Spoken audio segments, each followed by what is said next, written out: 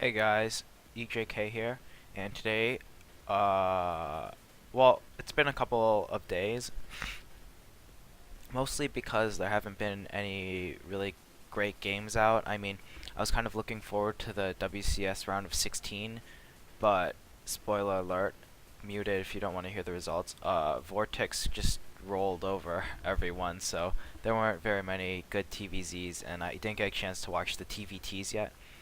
But I did get a chance to watch a TvT between Ainz versus Flash in Pro League. As I was just looking through some VODs to try to find a good game to do some analysis off of, and uh, I think this is a alright one.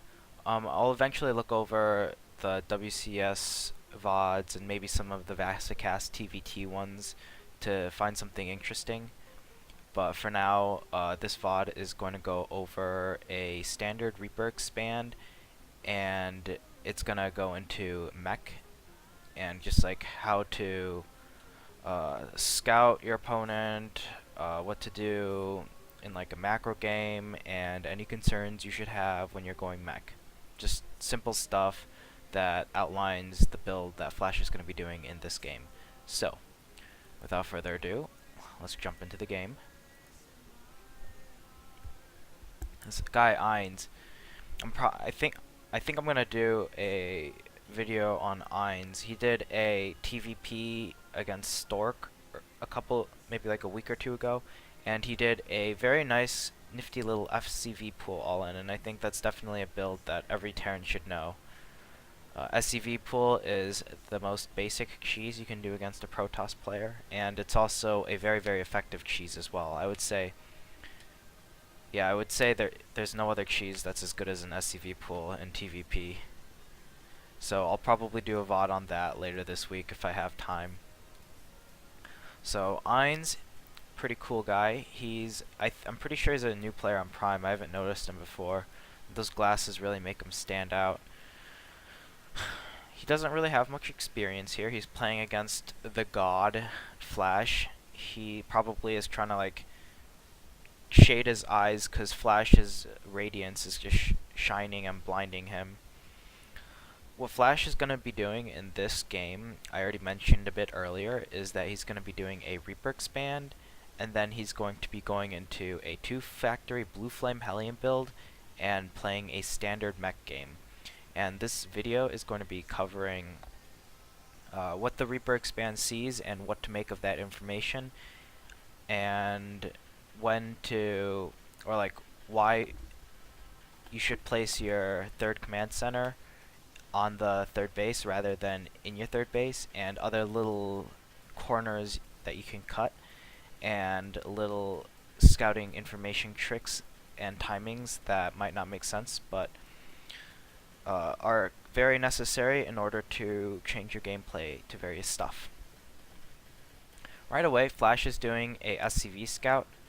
Let me just go back a little bit and get the timing exactly.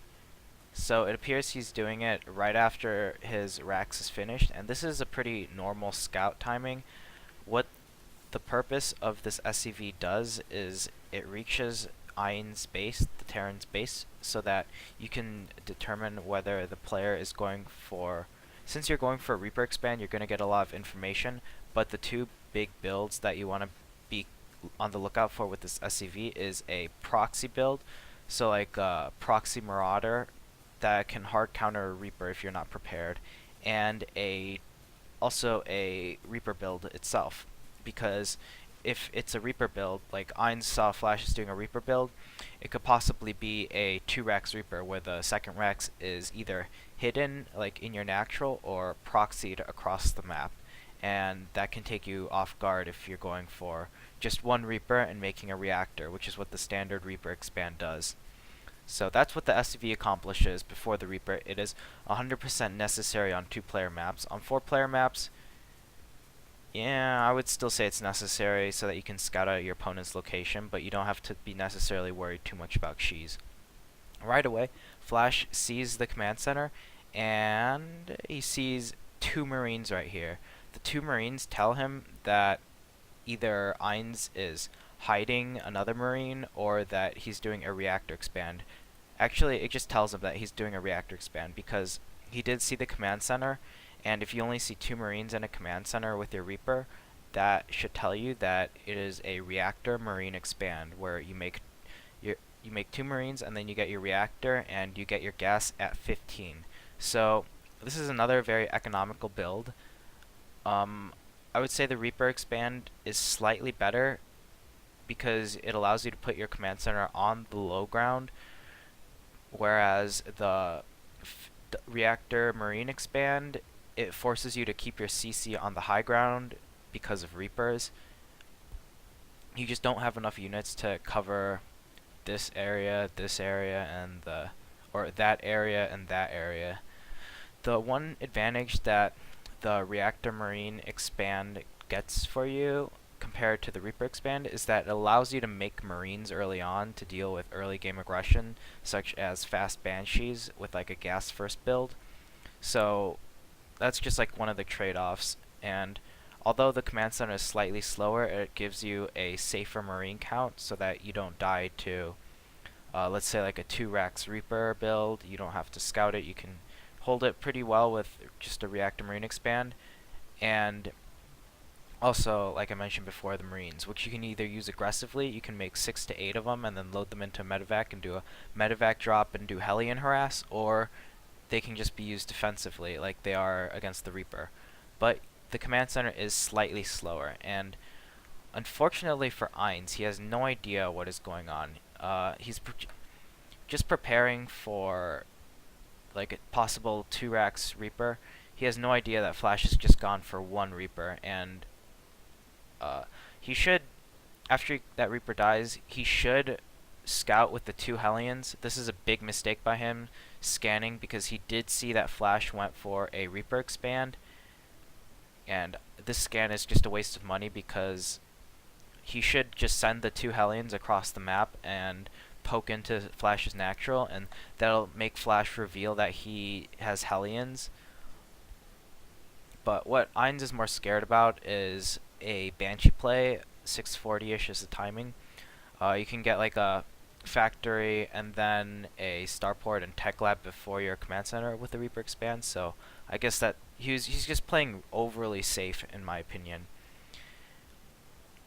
And he should have just sent the 2 Hellions out, because fast Banshees or anything else, if you see a Reaper expand, you know that the tech timings are relatively set in stone, and it's not going to be as fast as if you go gas first and get a super fast factory.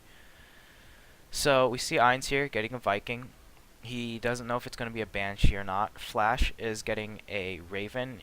He knows that he has slightly faster tech because of the Reaper expand, and once again, the Reaper expand is a very versatile build, and with the Reaper, it allowed him to get that full scout in of Ainz base right over here.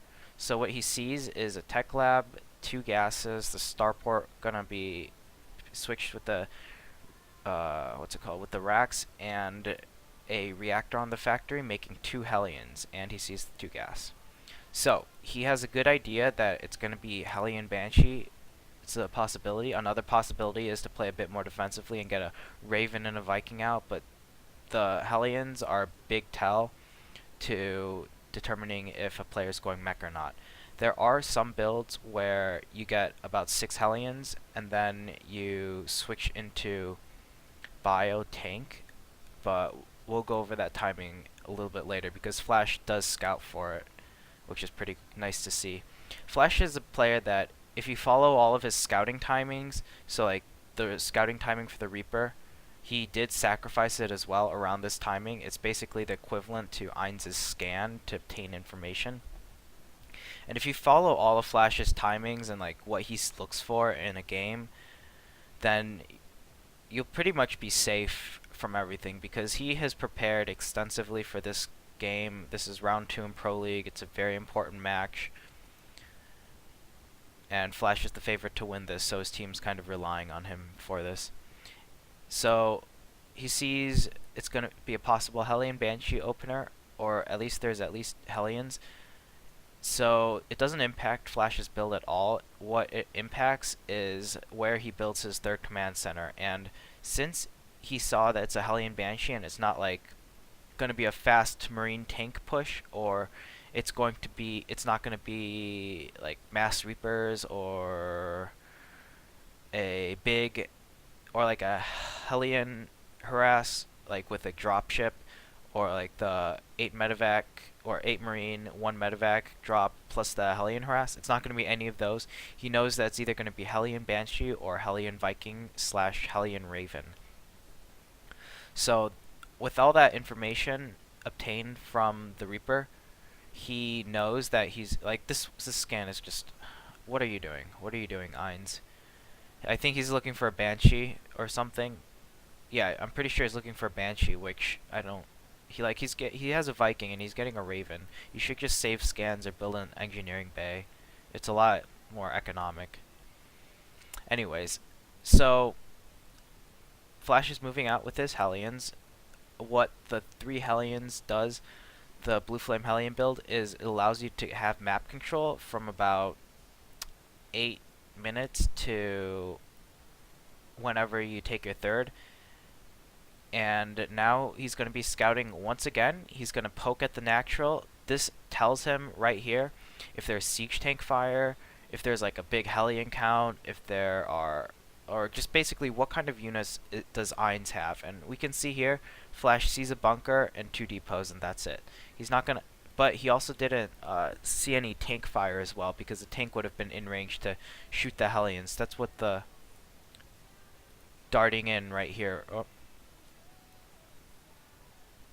That's what the darting in right here is for, right there. So he goes all the way slightly in range of the bunker, and it's close enough for a siege tank, if that was in position, to fire on the Hellions. So Flash knows that there's no siege tank as well. So realistically, there's no kind of pressure that Ainz can do other than a Cloak Banshee or a Hellion drop. And now Flash is going to scan here, because he's not sure if Ainz is hiding a siege tank, and he's like building up a siege tank, how he's going to do a Marine tank push, and he's not sure if he's going for Mech or Bio either. So this scan at 8 minutes and 50 seconds is only used if the Hellions haven't determined what the Terran player is doing. And the only way, like you guys are probably going to be using this scan very often, because just seeing a Marine or just seeing a bunker and maybe some Hellions, or a bunker and a tank or two, doesn't really mean it's going to be Bio or Mech. There's like some builds that have Bio tank, and then you switch the reactor racks off into the factory and switch into reactor Hellion production and go into Mech. So unless you see like definitive evidence that says it's going to be Mech, then you should definitely scan at this timing, which is 8 minutes and 50 seconds. And I guess that's another advantage of going for a Reactor Marine Expand. You do have a lot more versatility in going for Mech or Bio Tank. It is very ambiguous. If like you're playing against it, you really have to make sure that the player is going either Mech or Bio, and you can know that by scanning for an armory, or if they're going for like Cloak Banshees and they don't have siege tanks, or if they have siege tanks and they have a Viking Raven force. It's very, very ambiguous, and you really have to see definitive evidence, such as what Flash sees here. It's a reactor on the racks and a reactor on the starport. And there's no real reason you would get a reactor on the starport and have a tech lab on the factory. The only reason you would have a reactor on the starport if you're going Bio is if you have stim going. So like this scan would have saw stim and maybe a couple other Raxes, and then do a fast medevac drop and do some 2-base Marine tank aggression. But this is very clear that he's going Mech, because the reactor on the racks and the reactor on the starport and the the tech lab on the factory.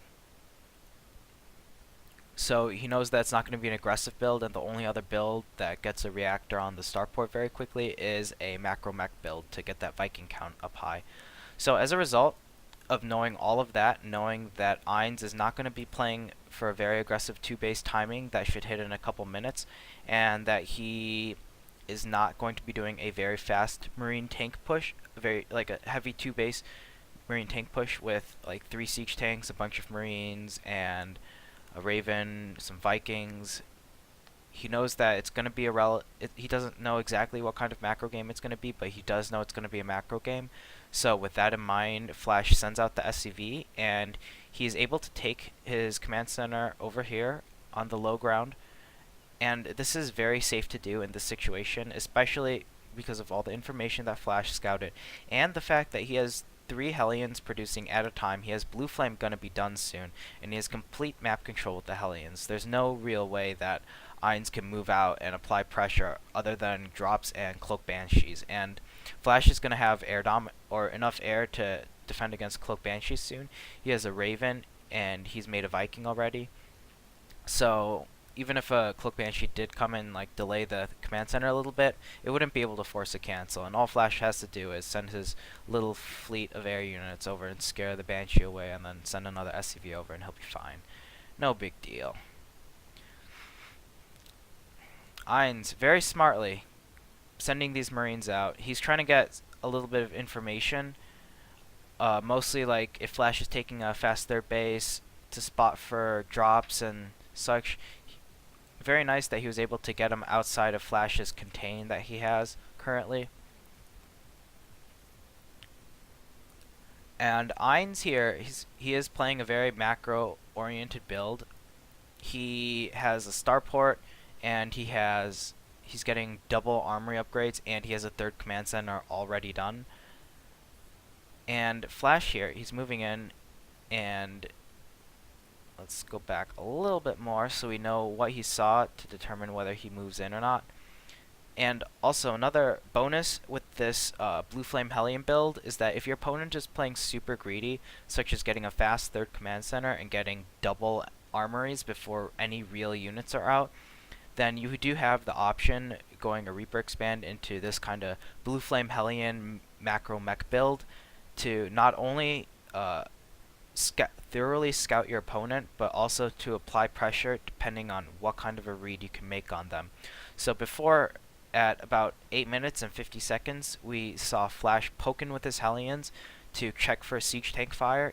There was no siege tanks that hit his Hellions, so as a result, he is leaving his Hellions. Well, he would still leave his Hellions outside of the base no matter what. But since there's no immediate siege tanks, he knows that either Ainz is playing super greedy or he's saving up a bunch of units and like hiding them outside the range of the Hellions. So it's either one of the two options here, and Ainz is obviously playing super greedy.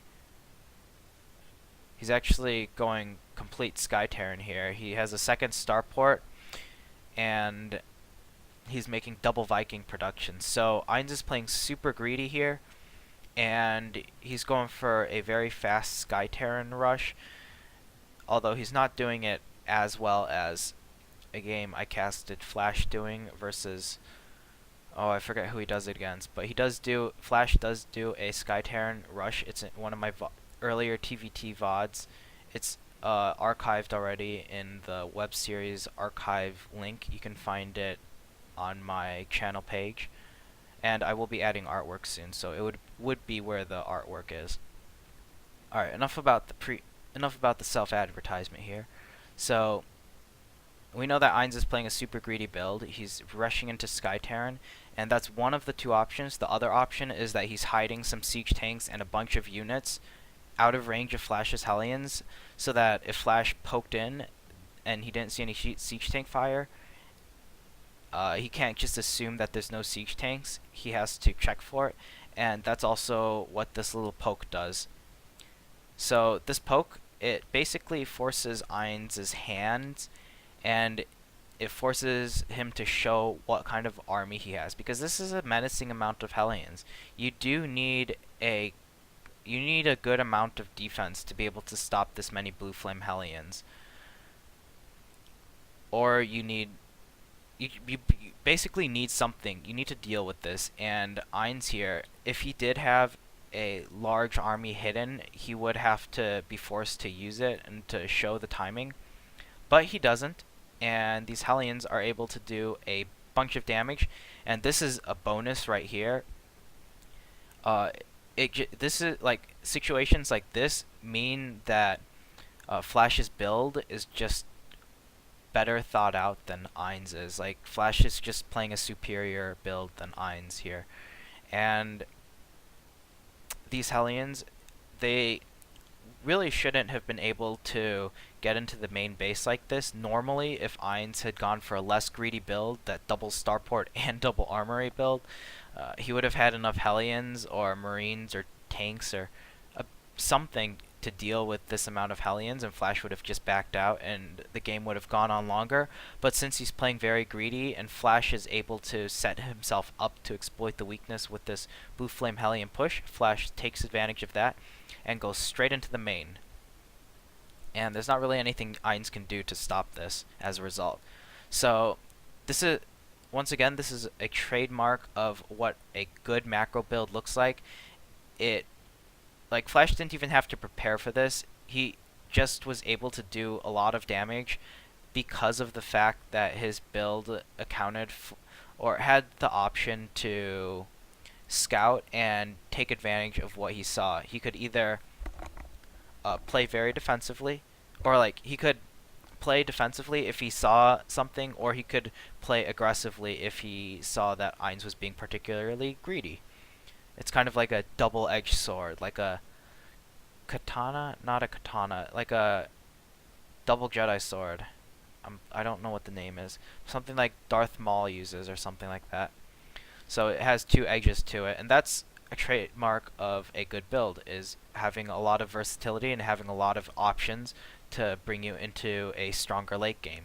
And as a result, Ainz has to, or as a result of losing all his SCVs because of that, Ainz has to make a last-ditch push in order to try to defend this, and he does have a Banshee, but Flash, he has plenty of time to react. He's getting 2 Thors, 2 Vikings, 2 Hellbats, so he already has 3 Siege Tank production. His third base is already mining, and Ainz cannot even touch him with his current army, because Flash did, let's be honest, sack a good amount of Hellions to do a lot of SEV damage, and he was playing kind of greedy and taking his third base on the low ground, and Ainz didn't really lose any portion of his army. So even though Ainz didn't lose any of his army and only lost a bunch of SCVs, and Flash did lose a good portion of his Blue Flame Hellions, that was okay because he was still able to like safely defend any counterattack that Ainz could have possibly used